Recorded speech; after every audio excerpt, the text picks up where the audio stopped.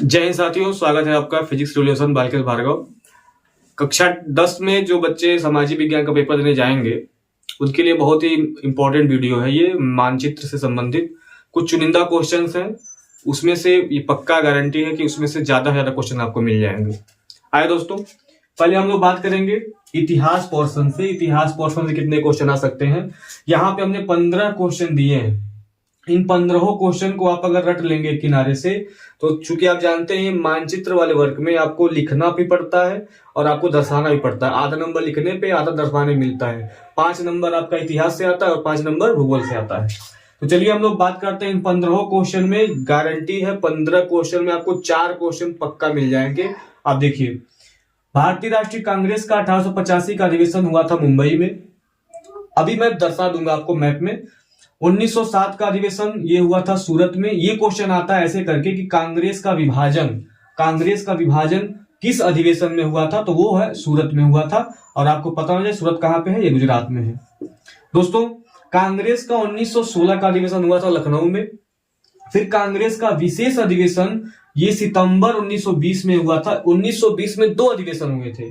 2 अधिवेशन में ये कलकत्ता हुआ था विशेष अधिवेशन, और दिसंबर 1920 का अधिवेशन हुआ था नागपुर में। भूल अगर जाते हैं आप तो कैसे याद करेंगे, जैसे मान लीजिए सितंबर में त है तो कलकत्ता में भी क्या है, त है। 2 अधिवेशन है, हर बार पूछता है परीक्षा में। फिर हम लोग बात करेंगे दोस्तों कि कांग्रेस का, भारतीय राष्ट्रीय कांग्रेस का 1927 का अधिवेशन कब हुआ था, कहां हुआ था, तो ये आप बताएंगे मद्रास में। चूंकि इस समय चेन्नई बोला जाता है, आप मद्रास लिखेंगे। फिर भारतीय राष्ट्रीय कांग्रेस का 1929 का अधिवेशन कहां हुआ था, तो इसका है वह स्थान, तो आप बताएंगे। तो पूर्ण स्वराज, अच्छा ये भी आता है, पूर्ण स्वराज की मांग कहां हुई थी, कौन से भारतीय राष्ट्रीय कांग्रेस के अधिवेशन में पूर्ण स्वराज की मांग हुई थी, तो लाहौर अधिवेशन में।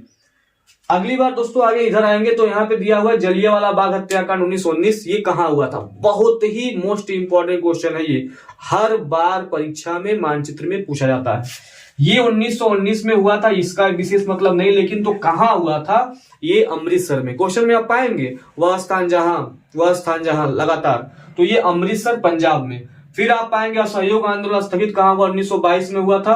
और ये चौरी चौरा हत्याकांड गोरखपुर में, जब सिपाहियों से वो थाने को जला दिया गया, उस आंदोलन के बाद, उस हत्याकांड के बाद असहयोग आंदोलन स्थगित हो गया था।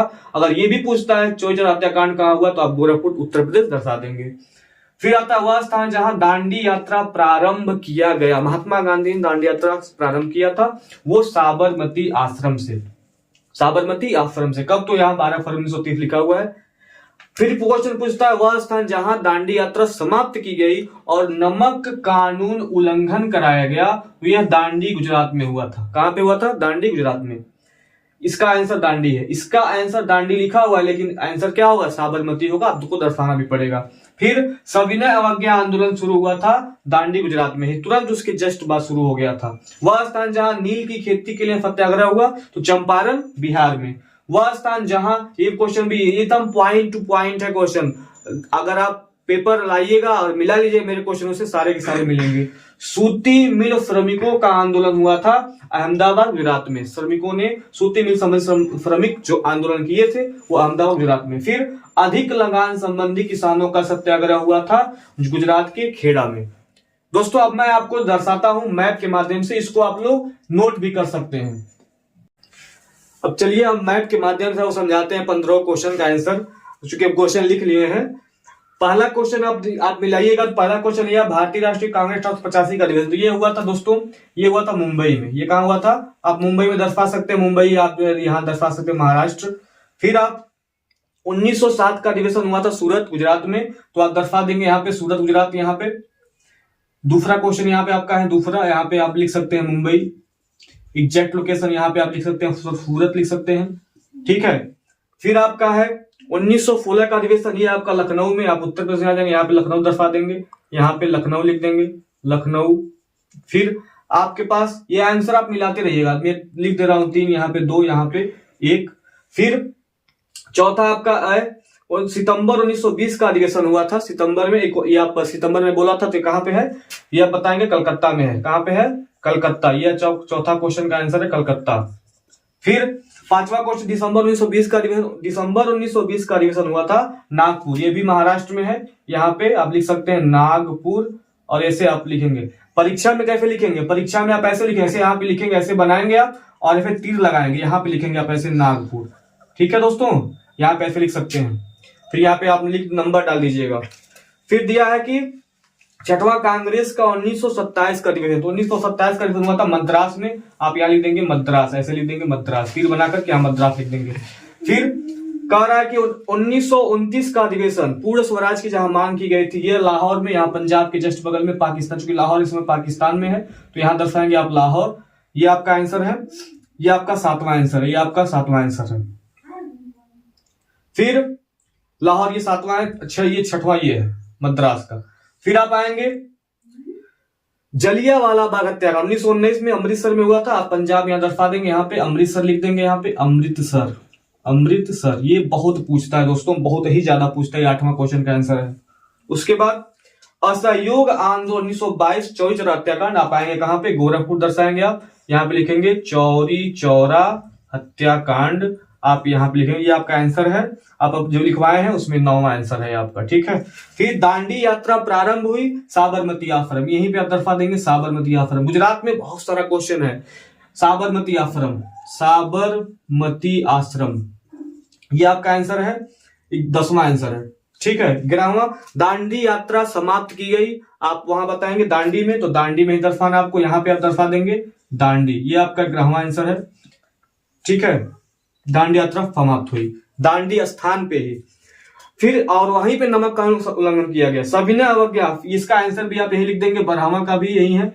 फिर नील की खेती सत्याग्रह, नील की खेती के लिए ये आप जाएंगे बिहार, आप बिहार चंपारण, ये उत्तर प्रदेश, ये आपका बिहार हो जाएगा, यहाँ पे आप लिख देंगे चंपारण, क्या लिख देंगे चंपारण। ठीक है, ये आपका आंसर है, आपका आंसर 13वां आंसर। ठीक है, फिर 14वां पे आएंगे आप, तो सूती मिल श्रमिकों का आंदोलन अहमदाबाद में हुआ था, ये भी आप दर्शा देंगे यहीं पे अहमदाबाद, अहमदाबाद। ठीक है दोस्तों, फिर लास्ट क्वेश्चन है अधिक लगान संबंधी किसानों का सत्याग्रह कहां पे हुआ था, तो ये आप खेड़ा गुजरात, यहीं पे आपको दर्शाना है खेड़ा। आप इसी में 3-4 जगह है यहीं पे, तो इससे आप ध्यान रखिएगा, एक बार आप किताब में भी देख लीजिएगा, ये आपका है, यहीं पे आपका खेड़ा भी है, खेड़ा। ठीक है दोस्तों, अब हम लोग चलेंगे भूगोल की तरफ।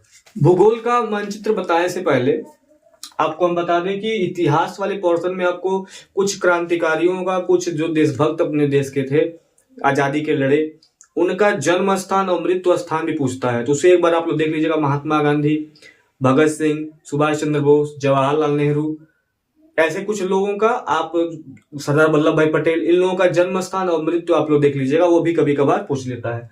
भूगोल में दोस्तों चूंकि इसका लेंदी है, बहुत ज्यादा डिटेल में है, तो आप धीरे आप मैं बताऊंगा इसी मैप के माध्यम से, आप उसको देख लीजिएगा।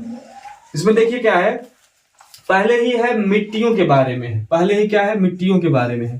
तो दोस्तों मिट्टियों के बारे में इतनी डिटेल है, तो आप उसको मैं एक विशेष पूछेगा, लाल मिट्टी, पीली मिट्टी, जलोढ़ मिट्टी, 5-6 मिट्टियां हैं, लेकिन उसमें से विशेष पूछेगा। जैसे अगर पूछ लिया जाए पर्वतीय मिट्टी पूछ दिया, पर्वतीय मिट्टी कहाँ पे पाया जाएगा, आप ध्यान दीजिएगा।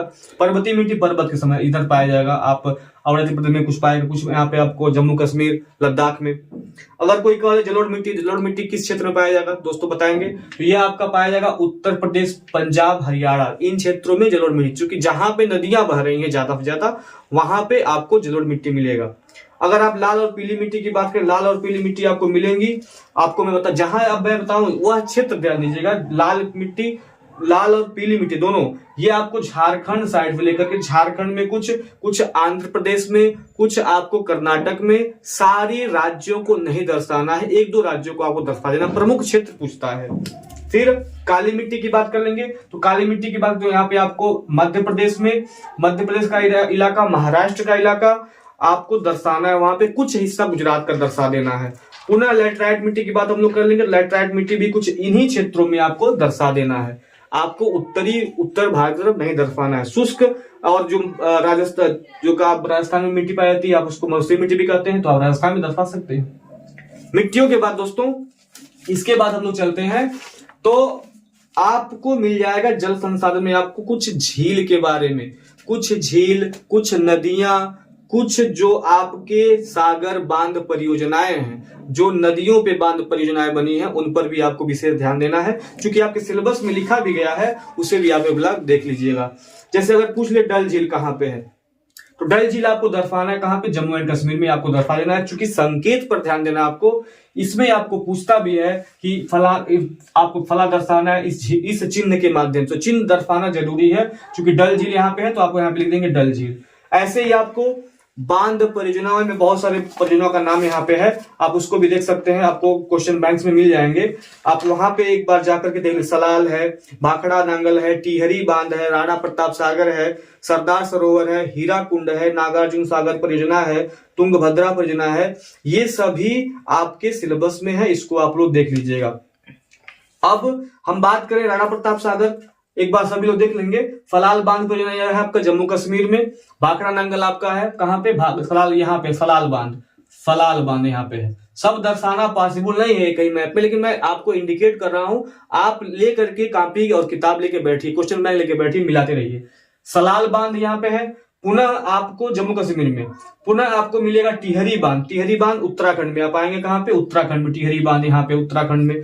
और वहीं पे आप जाएंगे जस्ट बगल में भाखड़ा नांगल, तो भाखड़ा नांगल यहाँ पे पंजाब में। भाखड़ा नांगल बांध परियोजना दो जगह पे, भाखड़ा और नांगल मिलाकर बनता है, लेकिन आपको भाखड़ा दर्शाना है, वो भी पंजाब में। पुनः आपको मिलेगा नर्मदा सागर, तो आप आ जाएंगे नर्मदा सागर परियोजना। फिर वहीं पे आपको मिलेगा नागार्जुन सागर परियोजना। इन सभी को आप एक किनारे से देख लीजिएगा, ठीक है। अब हम लोग बात करें गेहूं उत्पादक राज्य। गेहूं उत्पादक राज्य बताएंगे आप, पंजाब, हरियाणा, उत्तर प्रदेश, इन क्षेत्रों में दर्शाना है आपको। फिर अगर पूछता है चावल उत्पादक, तो आपको चावल उत्पादक में आप तुरंत आ जाएंगे। चावल उत्पादक में मुख्य रूप से आपको देखेंगे तो वहीं पे आपको मिल जाएगा, आपको उत्तर प्रदेश आपको दर्शाना है, वहीं पे बिहार में, पश्चिम बंगाल में दर्शाना है। वही जो तटवर्ती एरिया है, तटवर्ती एरिया में आपको दर्शाना है। यहाँ पे पंजाब ये आपका हो जाएगा, अरे ये आपका बिहार, ये आपका उत्तर प्रदेश, ये आपका पश्चिम बंगाल। चावल उत्पादक क्षेत्रों को दर्शा देना है। गौड़ क्षेत्र भी पूछता है, तो गौड़ क्षेत्र प्रमुख क्षेत्र में अंतर होता है। प्रमुख मतलब जहां पे ज्यादा पाया जाता है, गौड़ का मतलब जहां पे कम पाया जाता है। उन क्षेत्रों में जहां पे तटवर्ती एरिया नहीं, वहां पे गौड़ क्षेत्र में चावल पाया जाएगा। फिर हम लोग बात करें गन्ना उत्पादक। गन्ना उत्पादक आप जानते हैं उत्तर प्रदेश में और आपको हरियाणा में और पंजाब में प्रमुख क्षेत्र है। और गौड़ क्षेत्र सभी, अभी प्रमुख गौड़ क्षेत्र की बात इसमें नहीं होगी, प्रमुख क्षेत्र की बात हुई गन्ना उत्पादक में, तो वह उत्तर प्रदेश और पंजाब और आपका महाराष्ट्र। फिर हम लोग बात करेंगे दोस्तों, एक किनारे देखेंगे तो आप वहीं पे कपास उत्पादक पे आ जाएंगे। कपास उत्पादक बार बार पूछा जाता है, इस चीज का ध्यान है। कपास उत्पादक प्रमुख क्षेत्र कौन सा है, कौन सा राज्य है, तो आप दर्शाएंगे महाराष्ट्र। कहां दर्शाएंगे दोस्तों, ये महाराष्ट्र में दर्शाएंगे। पुनः आप वहीं पे, आप पंजाब में भी कुछ एरिया दर्शा सकते हैं, राजस्थान का कुछ एरिया दर्शा सकते हैं, ठीक है। पुनः अब अगर आप आ जाएंगे जूट उत्पादक। जूट उत्पादक दोस्तों सबसे प्रमुख एरिया आपका है पश्चिम बंगाल का, और कुछ बिहार का, कुछ असम का। जूट का। रबड़ का आप जानते ही हैं, ये आपका हो जाएगा ये जूट का, ये हो जाएगा रबड़ का, आप जानते ही हैं, केरल में। उसके बाद दोस्तों पुनः आ जाते हैं हम लोग चाय और कॉफी पे। तो चाय उत्पादक आप लोग सब लोग जानते हैं असम में है चाय उत्पादक, और कहवा उत्पादक आपका है। चाय और कॉफी का आप जान सकते हैं, कहवा का आपका केरल में भी मिल जाता है। बहुत ही अधिक केरल की भी बात, मसालों का भी उसमें जिक्र आता है तो पूछ दिया जाता है। कोयलों की खान और तेल क्षेत्र, ये बहुत ही इंपॉर्टेंट है। कोयले की खान कहाँ कहाँ पे है, तेल क्षेत्र कहाँ कहाँ पे है। तो सबसे पहला पूरा नाम हम लोग कह लेंगे तेल क्षेत्र कौन सा होगा, वो है आपका डिगबोई में। तो हम लोग कोयला क्षेत्र भी देखें तो प्रमुख कोयला क्षेत्र आप देखें, प्रमुख कोयला क्षेत्रों में आपका आ जाएगा बोकारो आ जाएगा, झरिया आ जाएगा। ये सभी कोयला क्षेत्र है। कोयला क्षेत्र और कोयला खान दो चीजें हैं। प्रमुख कोयला खानों का नाम दे देता है तो बहुत दिक्कत हो जाता है आप लोगों को। कोयला खान अगर दे देगा नाम सहित तो आपको दिक्कत हो जाए। ऐसे मान लीजिए कोरबा है, कोरबा आपका छत्तीसगढ़ में है, ये सभी बताया भी गया था आप लोगों को। कोरबा, ये बोकारो, झरिया, ये सभी कोयला क्षेत्र हैं। कोयला खान भी यहीं पे, सिगरौनी कोयला खान है, तलचर कोयला खान है, ठीक है। नाम सहित आता है तो आपको वहां पे दर्शाना पड़ेगा। प्रमुख तेल क्षेत्र आपका डिगबोई है प्रमुख, और आप कलोल गुजरात में आ जाएंगे, अंकलेश्वर भी आ जाएंगे गुजरात में, और बॉम्बे हाई आपको पता है, बॉम्बे हाई कहाँ पे, मुंबई में। ये अंकलेश्वर, यहीं पे आपका कलोल भी है, ठीक है, तेल क्षेत्र में।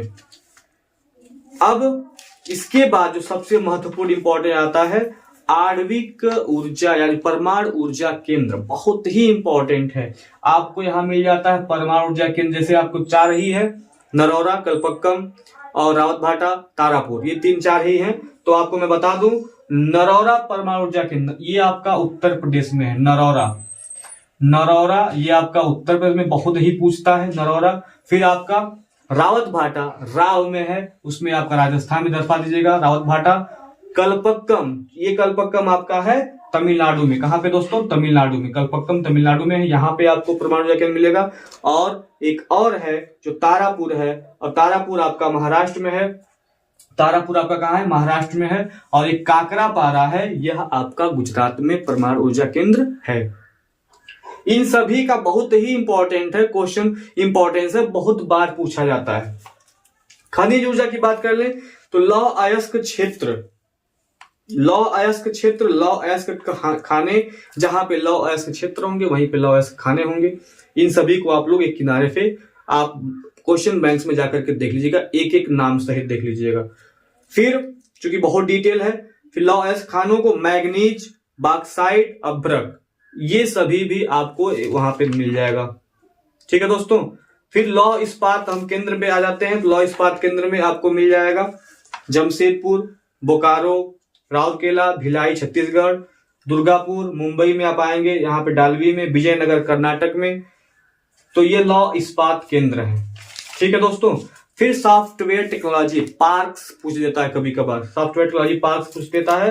तो ये सभी आप जानते हैं, मोहाली पंजाब, नोएडा उत्तर प्रदेश, ग्रेटर नोएडा, जयपुर राजस्थान, गांधीनगर गुजरात, मुंबई, इंदौर मध्य प्रदेश, ये टेक्नोलॉजी पार्क से बात बता रहे हैं। फिर विशाखापट्टनम आपका वहां पे हैदराबाद तेलंगाना, फिर बंगलुरु कर्नाटक, ठीक है, भुवनेश्वर उड़ीसा, कोलकाता पश्चिम बंगाल, गुवाहाटी असम, ये सभी टेक्नोलॉजी पार्क्स हैं, ये सभी सॉफ्टवेयर टेक्नोलॉजी पार्क, इन सभी के बारे में पूछ देता है।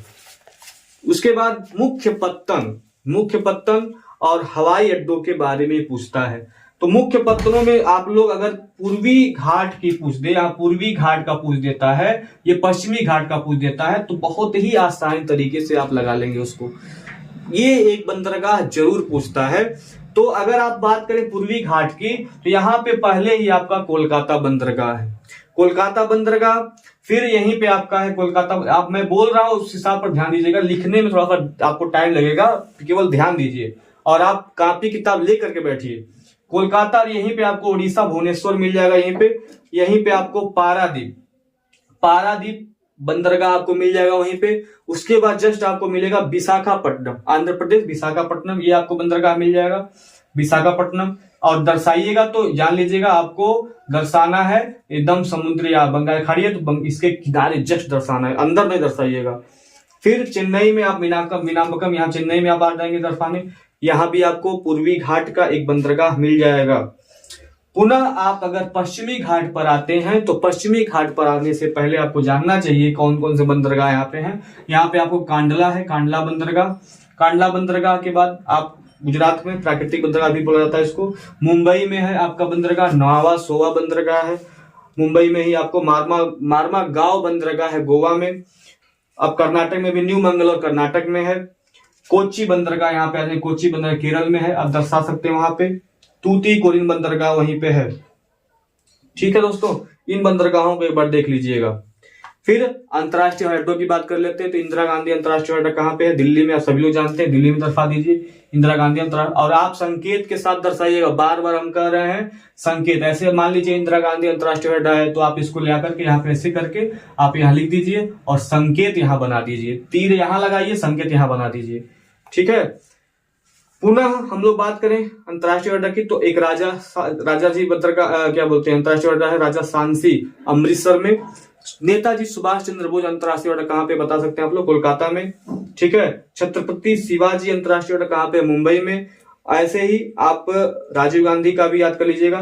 तो इन सभी का बड़ा इंपॉर्टेंस है, ये हर बार पूछा जाता है, हैदराबाद में हो तो इस सभी का आप एक किनारे से देख लीजिएगा सभी लोग।